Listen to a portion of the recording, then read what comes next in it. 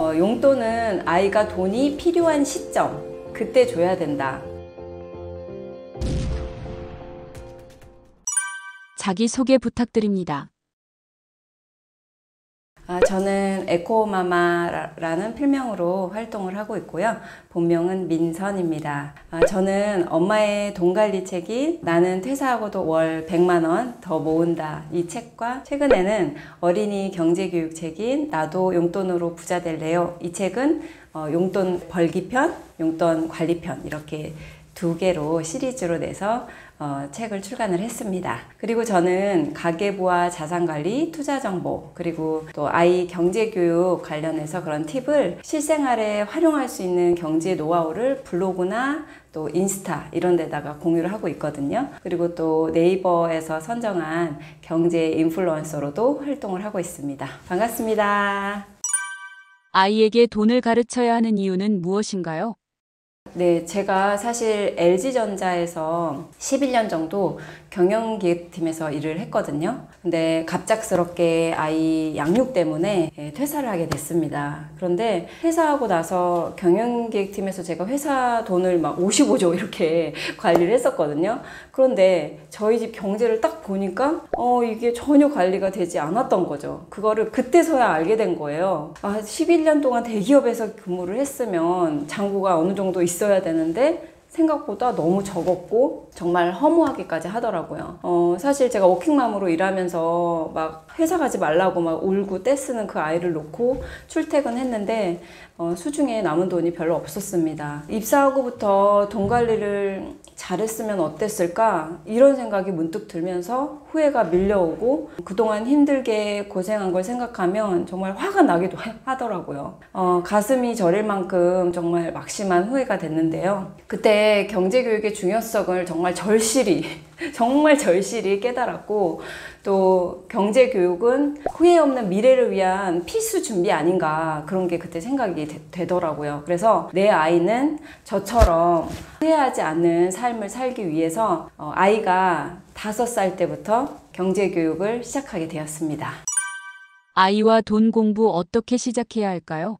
부모가 경제에 대해서 관심이 많다면 할 얘기도 많고 사실 어렵지 않을 텐데요. 만약 그렇지 않다면 진짜 막막할 것 같긴 해요. 그래서 제가 2가지 방법을 추천을 해드릴게요. 첫 번째는 요즘에는 경제 관련해서 어린 도서가 정말 많이 출간이 됩니다. 특히 제가 추천드리는 거는 그 경제 전집이 있거든요. 전집을 읽다 보면은 경제의 환율, 무역 전반적인 것을 배울 수가 있고요. 또 아이랑 밤마다 잠자리 독서를 하면서 또 경제를 자연스럽게 익힐 수가 있습니다. 또 2번째 방법은요. 요즘은 부모 대상으로 경제교육 책이 많이 나와요. 그래서 아이에게 경제교육을 어떻게 해야 되는지 관련된 책들이 많습니다. 그래서 저도 처음에는 경제교육을 잘하고 싶은데 어떻게 해야 될지 몰라서 경제교육 관련된 책을 정말 수십 권을 읽었습니다. 여러분도 아이와 돈 이야기 하기가 어렵다 그러면 우선 경제교육 책을 먼저 읽어보시고 배우는 것을 추천드립니다. 아이에게 돈 공부를 가르칠 때 가장 어려운 것은 무엇인가요? 어린이들한테 경제교육 시킬 때 가장 어려운 점이 돈을 모아야 한다. 그리고 예를 들어 어른들한테 용돈을 받으면 그거를 미래를 위해 모아야 된다, 이렇게 얘기를 하는데 아이들에게 그 미래라는 게 너무 멀고 사실 15년, 20년 후인데 감이 안 잡히잖아요. 그래서 그거를 설득하는 게 제일 어렵더라고요.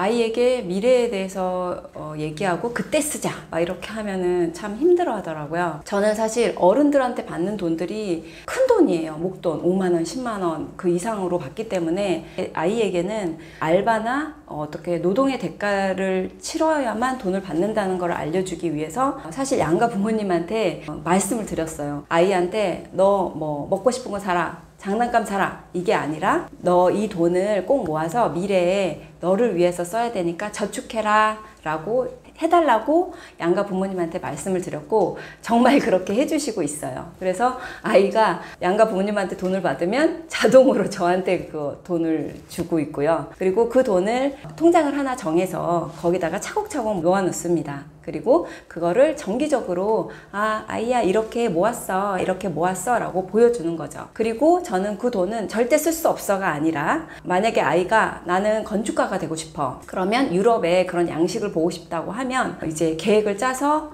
아이가 몇 개월 이렇게 계획을 짜서 그동안 홈 알바를 시켜서 여행 비용의 10% 이렇게 모으게 하고요.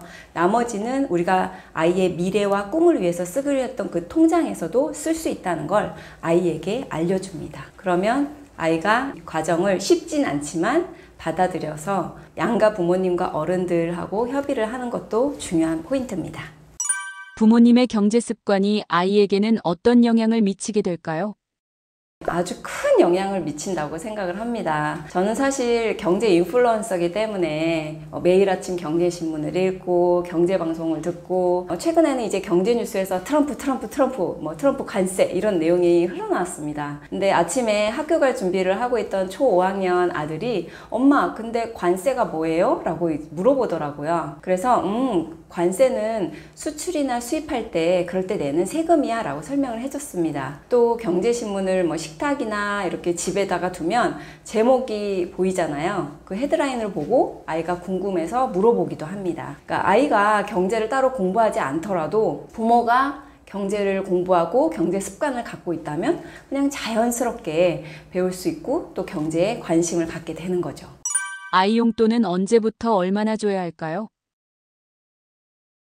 저 나름의 명확한 기준이 있는 것 같아요. 용돈은 아이가 돈이 필요한 시점, 그때 줘야 된다. 아이마다 사실 상황이 다르기 때문에 이걸 딱 잘라서 얼마 줘라 이렇게 가이드를 드리기는 어려울 것 같아요. 그러니까 초등 1, 2학년 때는 경제교육책, 경제동화책 이런 걸 통해서 기본적인 경제교육을 시켜주시고요. 용돈은 친구들과 간식을 사 먹거나 아니면 학원 가기 전에 간단히 사 먹어야 되는 3학년, 4학년 이럴 때 주시면 좋을 것 같아요. 용돈은 매주 3학년은 3,000원, 4학년은 4,000원, 5학년은 5,000원 이런 식으로 주실 수도 있는데요. 저희 집 아들은 올해 5학년인데 아직도 3,000원을 받고 있습니다.